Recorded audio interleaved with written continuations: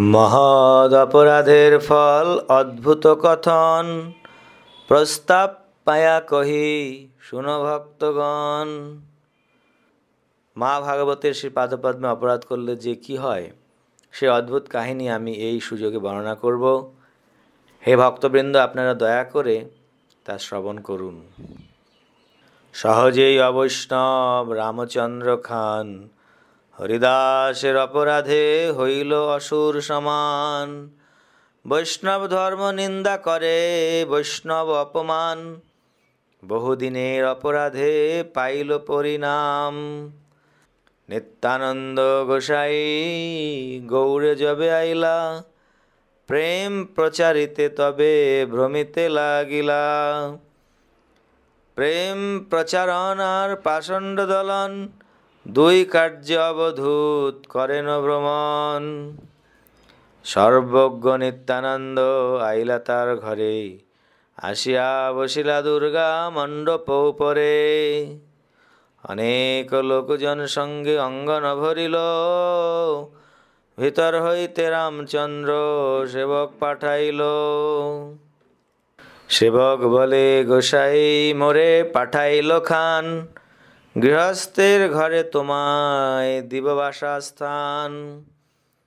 সেই সেবকটি এসে নিত্যানন্দ প্রভুকে বললেন, গোসাই, রামচন্দ্র খান আমাকে পাঠালেন আপনার জন্য কোনো সাধারণ গৃহস্থের গৃহে বাসস্থানের ব্যবস্থা করার জন্য।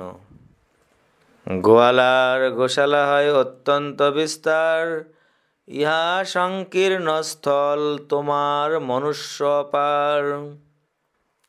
ভিতরে আছিলা শুনি ক্রোধে বাহিরিলা, অট্ট অট্ট হাসি গোসাই কহিতে লাগিলা। সত্য কহে এই ঘর মোর যোগ্য নয়, ম্লেচ্ছ গো বধ করে তার যোগ্য হয়। এত বলি ক্রোধে গোসাই উঠিয়া চলিলা, তারে দণ্ড দিতে সে গ্রামে না রহিলা। এই বলে ক্রোধাবেশে নিত্যানন্দ প্রভু সেখান থেকে চলে গেলেন। রামচন্দ্র খানকে দণ্ড দেওয়ার জন্য তিনি সেই গ্রামে পর্যন্ত রইলেন না। ইহা রামচন্দ্র খান সেবকে আজ্ঞা দিল, গোসাই যাহা বসিলা তাহা মাটি খোদাইল। গোময় জলে লেপিলা সব মন্দির প্রাঙ্গণ, তবু রামচন্দ্রের মন না হইল প্রসন্ন। দস্যুবৃত্তি করে রামচন্দ্র রাজারে না দেয় কর, ক্রুদ্ধ হইয়া ম্লেচ্ছ উজির আইল তার ঘর। রামচন্দ্র খানের বৃত্তি ছিল সন্দেহজনক, কেননা সে রাজার কর প্রদানে ফাঁকি দেবার চেষ্টা করেছিল। তাই মুসলমান রাজা উজির ক্রুদ্ধ হয়ে তার গৃহে এলো। আসি সেই দুর্গা মণ্ডপে বাসা কইল, অবদ্ধ বধ করি মাংস সে ঘরে রান্ধাইল। স্ত্রী পুত্র সহিত রামচন্দ্রের বান্ধিয়া, তার ঘর গ্রাম লুটে 3 দিন রহিয়া। সেই ঘরে 3 দিন করে অমেধ্য রন্ধন, আর দিন সবা লইয়া করিলা গমন। জাতি ধন জন খানের সকল লইল, বহুদিন পর্যন্ত গ্রাম উজাড় রহিল। সেই মুসলমান উজির রামচন্দ্র খানের জাতি ধন এবং জন সব নিয়ে নিল, এবং বহুদিন পর্যন্ত সেই গ্রামটি জনমানব শূন্য রইল।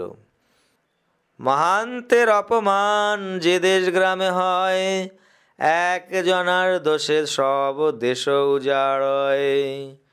যেখানেই মহান ভগবত ভক্তের অপমান হয়, সেখানে একজনের দোষে সমস্ত দেশ উজাড় হয়ে যায়। হরিদাস ঠাকুর চলিয়া আইলা চান্দপুরে, আসিয়া রহিলা বলরাম আচার্যের ঘরে। হিরণ্য গোবর্ধন 2 মুলুকের মজুমদার, তার পুরোহিত বলরাম নাম তার। হিরণ্য এবং গোবর্ধন এই 2 ভাই ছিলেন মুসলমান নবাবের সেই অঞ্চলের রাজস্বের হিসাব রক্ষক। তাদের পুরোহিতের নাম ছিল বলরাম আচার্য।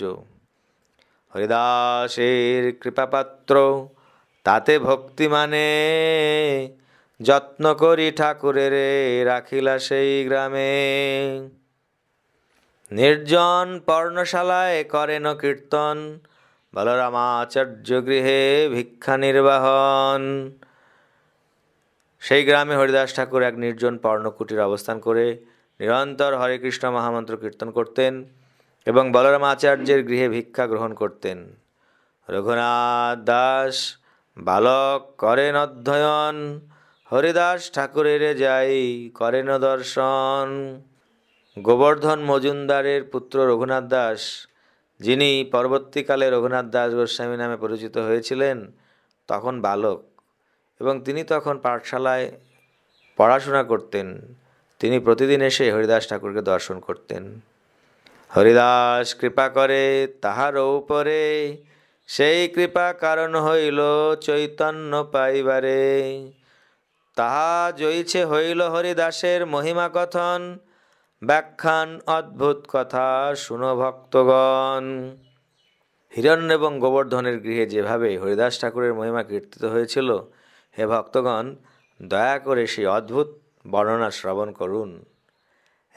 একদিন বলরাম মিনতি করিয়া মজুমদারের সভায় আইলা ঠাকুরে লইয়া।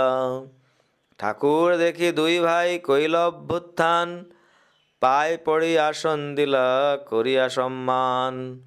অনেক পণ্ডিত সভায় ব্রাহ্মণ সজ্জন, দুই ভাই মহাপণ্ডিত হিরণ্য গোবর্ধন। সেই সভায় বহু পণ্ডিত ব্রাহ্মণ এবং সজ্জন ব্যক্তির সমাবেশ হয়েছিল। দুই ভাই হিরণ্য ও গোবর্ধনও ছিলেন মহাপণ্ডিত। হরিদাসের গুণ সবে কহে পঞ্চমুখে, শুনিয়া তো দুই ভাই পাইলা বড় সুখে। 3 লক্ষ নাম ঠাকুর করেন কীর্তন, নামের মহিমা উঠাইল পণ্ডিতগণ। সেই সভায় উল্লেখ করা হলো যে হরিদাস ঠাকুর প্রতিদিন 3 লক্ষ কৃষ্ণনাম জপ করেন এবং তখন সমস্ত পণ্ডিতেরা নামের মহিমা আলোচনা করতে লাগলেন। কেহ বলে নাম হইতে হয় পাপক্ষয়, কেহ বলে নাম হইতে জীবের মোক্ষ হয়। হরিদাস কহেন নামের এই 2 ফল নয়, নামের ফলে কৃষ্ণপদে প্রেম উপজয়।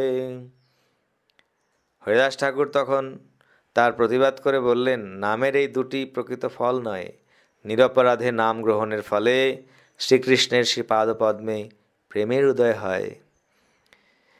এবং ব্রত সপ্রিয় নাম কৃত্বা, জাতা অনুরাগ দ্রুত চিত্ত উচ্চৈ, হর্ষত্তথোরোদিতি রৌতি গায়তি, উন্মাদবৎ নৃত্যতি লোকবাহ্য। কেউ যখন ভক্তি মার্গে যথার্থ উন্নতি সাধন করে এবং তার অতি প্রিয় ভগবানের দিব্যনাম কীর্তন করে আনন্দমগ্ন হন, তখন তিনি অত্যন্ত উত্তেজিত হয়ে উচ্চস্বরে ভগবানের নাম কীর্তন করেন। তিনি কখনো হাসেন, কখনো কাঁদেন এবং কখনো উন্মাদের মতো নৃত্য করেন। বাইরের লোকেরা কে কি বলে সেই সম্বন্ধে তাদের কোনো জ্ঞান থাকে না। আনুষঙ্গিক ফল নামের মুক্তি পাপনাশ, তাহার দৃষ্টান্ত জয়ছে সূর্যেরও প্রকাশ। মুক্তি এবং পাপক্ষয় এই 2টি ভগবানের দিব্যনাম গ্রহণের আনুষঙ্গিক ফল, তার দৃষ্টান্ত স্বরূপ সূর্যের প্রকাশের উল্লেখ করা যায়। অহং সংহরদখিলম সকৃদুদয়াদেব সকল লোকস্য, তরুণীরিব তিমিরজলধিম জয়তি জগৎমঙ্গলম হরের নাম। সূর্য যেমন উদিত হয়ে অন্ধকার সমুদ্র নাশ করেন, তেমনি যে হরিনাম একবার উদিত হলে সমস্ত জগতের পাপ নাশ করেন, সেই জগৎমঙ্গল হরিনাম জয়যুক্ত হোক। এই শ্লোকের অর্থ করো পণ্ডিতেরগণ, সবে কহে তুমি কহো অর্থ বিবরণ। হরিদাস কহেন জয়ছে সূর্যের উদয়, উদয় না হইতে আরম্ভে তমের হয় ক্ষয়। চোর প্রেত রাক্ষসাদির ভয় হয় নাশ, উদয় হইলে ধর্ম কর্ম আদি পরকাশ। হইছে নামোদয় আরম্ভে পাপাদির ক্ষয়, উদয় কইলে কৃষ্ণ পদে হয় প্রেমোদয়।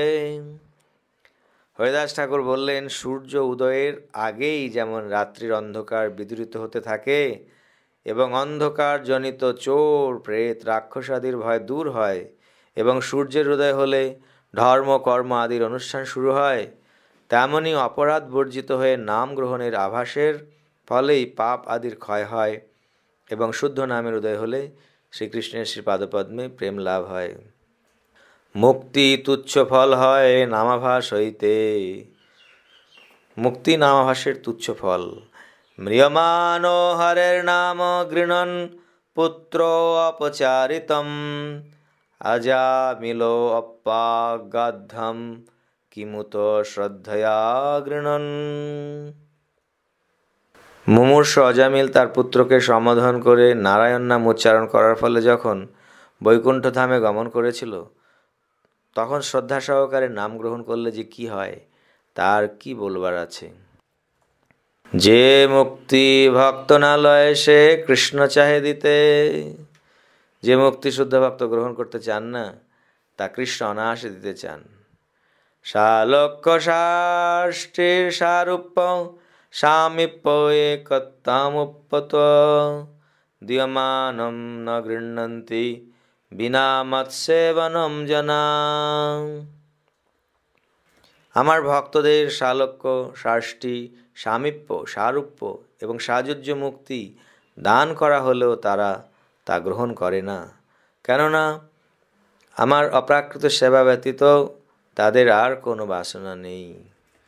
গোপাল চক্রবর্তী নাম একজন, মজুমদারের ঘরে সেই অরিন্দা প্রধান। হিরণ্য এবং গোবর্ধন মজুমদারের গৃহে গোপাল চক্রবর্তী নামক এক ব্যক্তি ছিলেন, যিনি ছিলেন তাদের প্রধান কর সংগ্রহকারী। গৌরের ওহি পাচ্ছা আগে আরিন্দাগিরি করে, 12 লক্ষ মুদ্রা সেই পাচ্ছার ঠাই ভরে।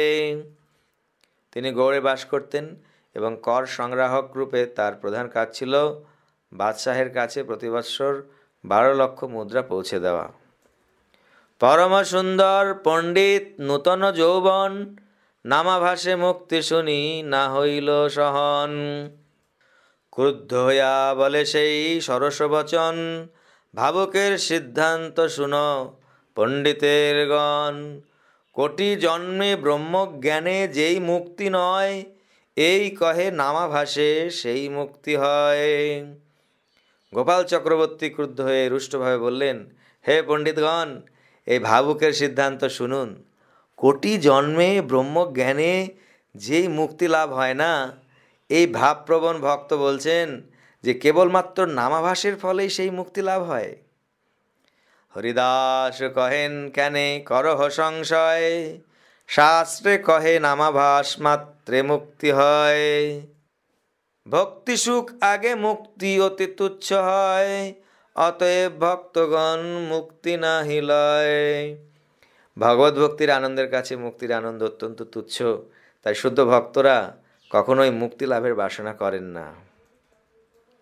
তৎসাক্ষাৎ করণাহ্লাদ বিশুদ্ধাব্ধি স্থিতশ্রমে, সুখানি গোষ্পদায়ন্তে ব্রাহ্মণ্যোপি জগদ্গুরু। হে জগৎগুরু ভগবান, প্রত্যক্ষভাবে আপনার দর্শন লাভ করে আমি আনন্দের সমুদ্রে নিমজ্জিত হয়েছি। তার ফলে এখন আমি বুঝতে পারছি যে এই আনন্দ সমুদ্রের তুলনা নেই। ব্রহ্মানন্দের তথাকথিত সুখ গোবাছুরের পায়ের খুরের চাপে তৈরি ছোট গর্তের জলের মতো। বিপ্র কহে নামাভাসে যদি মুক্তি নয়, তবে তোমার নাক কাটি করহ নিশ্চয়। গোপাল চক্রবর্তী বললেন, নামাভাসের ফলে যদি মুক্তি লাভ না হয়, তাহলে আপনি নিশ্চিত হতে পারেন যে আমি আপনার নাক কেটে দেব। হরিদাস কহেন, যদি নামাভাসে মুক্তি নয়, তবে আমার নাক কাটিমু এই সুনিশ্চয়। শুনি সভাসদ উঠে করি হাহাকার, মজুমদার সেই বিপ্রে করিল ধিক্কার। বলাই পুরোহিত তারে করিলা ভর্ৎসন, ঘটপটিয়া মূর্খ তুই ভক্তি কাহা জান। বলরাম আচার্য গোপাল চক্রবর্তীকে ভৎসনা করে বললেন, তুমি মূর্খ তার্কিক, ভগবত ভক্তির মহিমা তুমি জানবে কি করে? হরিদাস ঠাকুরে তুই কইলি অপমান, সর্বনাশ হবে তোর, না হবে কল্যাণ। শুনি হরিদাস তবে উঠিয়া চলিলা, মজুমদার সেই বিপ্রে ত্যাগ করিলা। সভা সহিতে হরিদাসের পড়িলা চরণে, হরিদাস হাসি কয়ে মধুর বচনে, তোমা সবার দোষ নাহি এই অজ্ঞ ব্রাহ্মণ, তার দোষ নাহি তার তর্কনিষ্ঠ মন। তর্কের গোচর নহে নামেরও মহত্ব, কোথা হইতে জানিবে সে এই সব তত্ত্ব। যাহ ঘর কৃষ্ণ করুণ কুশল সবার, আমার সম্বন্ধে দুঃখ না হোক কাহার। সেই সভায় উপস্থিত সকলে এবং হিরণ্য গোবর্ধন মজুমদার হরিদাস ঠাকুরের শ্রীপাদপদ্মে পতিত হয়ে ক্ষমা ভিক্ষা করলেন। তখন হরিদাস ঠাকুর হেসে মধুর স্বরে বললেন, তোমাদের কোনো দোষ নেই। এই ব্রাহ্মণটি অজ্ঞ, তারও কোনো দোষ নেই, কেননা তার মন তর্কনিষ্ঠ, এবং তর্কনিষ্ঠ চিত্তে নামের মহিমা হৃদয়ঙ্গম করা যায় না।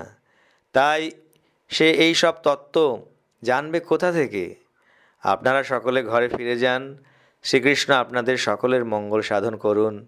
আমার জন্য আপনারা কেউ দুঃখ করবেন না। তবে সে হিরণ্যদাস নিজ ঘরে আইল, সেই ব্রাহ্মণে নিজ দ্বার মানা কইল। 3 দিন ভিতরে সেই বিপ্রের কুষ্ঠ হইল, অতি উচ্চ নাসা তার গলিয়া পড়িল। চম্পক কলিসম হস্ত পদাঙ্গুলি, কোকড় হইল সব কুষ্ঠে গেল গলি। চম্পক কলিসম হস্ত পদাঙ্গুলি, কোকড় হইল সব কুষ্ঠে গেল গলি। তার হাত এবং পায়ের আঙুলগুলি ছিল চাপা ফুলের কলির মতো সুন্দর, কিন্তু কুষ্ঠ রোগের ফলে সেগুলি কুঁকড়ে গেল এবং গলে পড়তে লাগল। দেখিয়া সকল লোক হইল চমৎকার, হরিদাসে প্রশংসিতারে করে নমস্কার। যদ্যপি হরিদাস বিপ্রের দোষ না লইলা, তথাপি ঈশ্বর তারে ফল ভুঞ্জাইলা। যদিও হরিদাস ঠাকুর বৈষ্ণবোচিত সহনশীলতার ফলে সেই ব্রাহ্মণের অপরাধ গ্রহণ করেননি, কিন্তু পরমেশ্বর ভগবান তা সহ্য করতে পারলেন না, এবং তাই তিনি তাকে এই অপরাধের দণ্ড দান করলেন। ভক্ত স্বভাব অজ্ঞদোষ ক্ষমা করে, কৃষ্ণ স্বভাব ভক্ত নিন্দা সহিতে না পারে। শুদ্ধ ভক্তের স্বভাব হচ্ছে যে তিনি অজ্ঞান মানুষের সমস্ত অপরাধ ক্ষমা করেন, কিন্তু কৃষ্ণের স্বভাব তিনি ভক্তের নিন্দা সহ্য করতে পারেন না। বিপ্রের কুষ্ঠ শুনি হরিদাস মনে দুঃখী হইলা, বলাই পুরোহিতে কহি শান্তিপুর আইলা। আচার্যে মিলিয়া কইলা দণ্ডবৎ প্রণাম, অদ্বৈত আলিঙ্গন করি করিলা সম্মান। গঙ্গা তীরে গোফা করি নির্জনে তারে দিলা, ভাগবত গীতার ভক্তি অর্থ শুনাইলা। আচার্যের ঘরে নিত্য ভিক্ষা নির্বাহন, 2 জনা মিলি কৃষ্ণ কথা আস্বাদন। হরিদাস কহে গোসাই করি নিবেদনে, মোরে প্রত্যহ অন্ন দেহ কোন প্রয়োজনে। হরিদাস ঠাকুর একদিন অদ্বৈত আচার্যকে জিজ্ঞাসা করলেন, গোসাই, আপনার কাছে আমি একটি কথা নিবেদন করতে চাই। আপনি কেন প্রতিদিন আমাকে অন্নদান করেন? মহাবিপ্রয়েথা কুলীন সমাজ, নিচে আদর করো না বাসহ ভয় লাজ। অলৌকিক আচার তোমার কহিতে পাই ভয়, সেই কৃপা করিবা যাতে মোর রক্ষা হয়। আচার্য কহেন তুমি না করিহ ভয়, সেই আচরিব যেই শাস্ত্রমত হয়। তুমি খাইলে হয় কোটি ব্রাহ্মণ ভোজন, এত বলি শ্রাদ্ধ পাত্র করাইলা ভোজন। সে অদ্বৈত আচার্য হরিদাস ঠাকুরকে বললেন, তুমি খেলে 1 কোটি ব্রাহ্মণকে ভোজন করানো হয়। এই বলে তিনি হরিদাস ঠাকুরকে তার পিতৃপুরুষের শ্রাদ্ধপাত্র ভোজন করালেন। জগৎ নিস্তার লাগি করেন চিন্তন, অবৈষ্ণব জগৎ কেমনে হইবে মোচন। শ্রী অদ্বৈত আচার্য প্রভু সর্বদা চিন্তা করতেন কিভাবে এই জগতের সমস্ত অধপতিত জীবের নিস্তার হবে, এই জগতের বিষ্ণু বিদ্বেষী মানুষেরা কিভাবে জড়জগতের বন্ধন থেকে মুক্ত হবে। কৃষ্ণে অবতারিতে অদ্বৈত প্রতিজ্ঞা করিলা, জল তুলসী দিয়া পূজা করিতে লাগিলা। হরিদাস করে গোপায় নাম সংকীর্তন, কৃষ্ণ অবতীর্ণ হইবেন এই তার মন।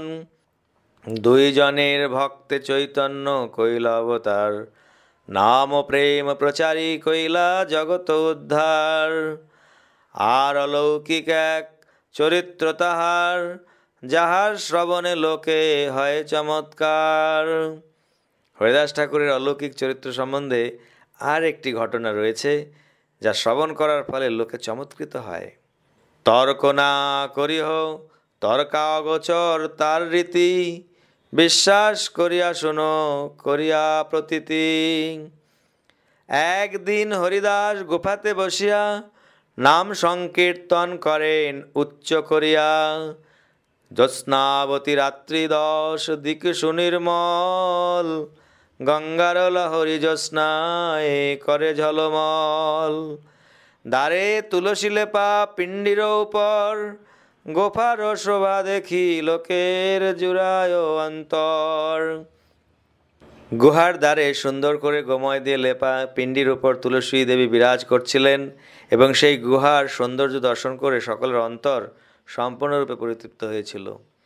হেন কালে এক নারী অঙ্গ নেয়াইল, তার অঙ্গ কান্তে স্থান পীতবর্ণ হইল। সেই সময় সেখানে এক অপূর্ব সুন্দরী রমণী আবির্ভূত হলেন, এবং তার অঙ্গ কান্তিতে সেই স্থান সুবর্ণের বর্ণ ধারণ করল। তার অঙ্গগন্ধে 10 দিক আমোদিত, ভূষণ ধ্বনিতে কর্ণ হয় চমকিত। তার অঙ্গের সৌরভে 10 দিক আমোদিত হয়েছিল, এবং তার অঙ্গের ভূষণের ধ্বনিতে কর্ণ চমকিত হয়েছিল। আসিয়া তুলসীরে সেই কইলা নমস্কার, তুলসী পরিক্রমা করি গেলা গোফাদার। জোর হাতে হরিদাসের বন্দিলা চরণ, দ্বারে বসি কহে কিছু মধুর বচন। জগতের বন্ধু তুমি রূপগুণবান, তব সঙ্গ লাগি মোর এ থাকে প্রয়াণ। মরে অঙ্গীকার করো হইয়া সদয়, দিনে দয়া করে এই সাধু স্বভাব হয়। যুক্ত করে তিনি শ্রী হরিদাস ঠাকুরের শ্রী পাদপদ্মের বন্দনা করলেন, এবং তারপর দ্বারে বসে মধুর স্বরে হরিদাস ঠাকুরকে বললেন, আপনি সমস্ত জগতের বন্ধু, আপনি অত্যন্ত রূপবান এবং গুণবান, তাই আপনার সঙ্গলাভ করার জন্য আমি এখানে এসেছি। দয়া করে আপনি আমাকে অঙ্গীকার করুন। দীন ব্যক্তিকে দয়া করাই সাধুর স্বভাব।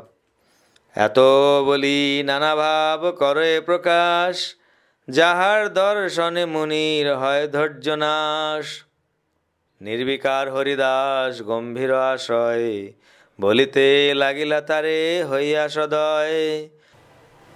সংখ্যা নাম সংকীর্তন এই মহাযজ্ঞ মনে, তাহাতে দীক্ষিত আমি হই প্রতিদিনে। যাবৎ কীর্তন সমাপ্ত নহে না করি অন্য কাম, কীর্তন সমাপ্ত হইলে হয় দীক্ষার বিশ্রাম। দ্বারে বসি শুনো তুমি নাম সংকীর্তন, নাম সমাপ্ত হইলে করিমু তব প্রীতি আচরণ। এত বলি করেন তেহ নাম সংকীর্তন, সেই নারী বসি করে শ্রীনাম শ্রবণ। কীর্তন করিতে আসি প্রাতঃকাল হইল, প্রাতঃকাল দেখি নারী উঠিয়া চলিল। এই মতো 3 দিন করে আগমন, নানা ভাব দেখায় যাতে ব্রহ্মার হরে মন। কৃষ্ণে নামাবিষ্ট মনা সদা হরিদাস, অরণ্যের উদিত হইল স্ত্রীভাব প্রকাশ। হরিদাস ঠাকুর সর্বদা কৃষ্ণ চিন্তায় এবং কৃষ্ণ নাম কীর্তনে মগ্ন ছিলেন, তাই সেই রমণী যে স্ত্রীভাব প্রকাশ করে তাকে আকৃষ্ট করার চেষ্টা করেছিলেন, তা অরণ্যের রোদনের মতো ব্যর্থ হয়েছিল। তৃতীয় দিবসে রাত্রি শের যবে হইল, ঠাকুরের স্থানে নারী কহিতে লাগিল, 3 দিন বঞ্চিলা আমা করি আশ্বাসন, রাত্রি দিনে নহে তোমার নাম সমাপন। তৃতীয় দিবসের রাত্রি অবসানে সেই রমণী হরিদাস ঠাকুরকে বললেন, 3 দিন আপনি আমাকে আশ্বাস দিয়ে বঞ্চনা করলেন, দিন রাত ভগবানের নাম কীর্তন করেও আপনার নাম গ্রহণ সমাপ্ত হলো না। হরিদাস ঠাকুর কহেন, আমি কি করিমু, নিয়ম করিয়াছি তাহা কেমনে ছাড়িমু। হরিদাস ঠাকুর তখন তাকে বললেন, আমি কি করব বলুন, আমি যে ব্রত পালন করার অঙ্গীকার করেছি তা আমি কিভাবে ত্যাগ করব। তবে নারী কহে তারে করি নমস্কার, আমি মায়া করিতে আইলাম পরীক্ষা তোমার। ব্রহ্মাদি জীব আমি সবারে মহিলু, একেলা তোমারে আমি মোহিতে নারিলু। মহাভাগবত তুমি তোমার দর্শনে, তোমার কৃষ্ণ নাম কীর্তন শ্রবণে।